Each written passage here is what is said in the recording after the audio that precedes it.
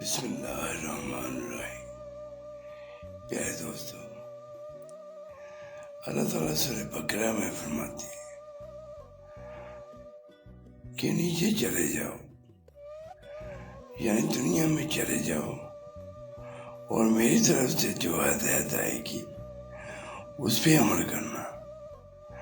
یعنی جو نبی پاک صلی اللہ علیہ وآلہ وسلم یا اس سے پہلے جو نبی گزرے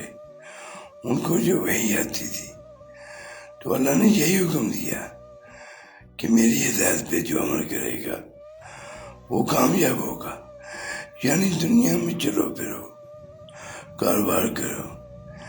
لیکن اللہ کی ہدایت کے مطابق، اللہ کے حکم کے مطابق،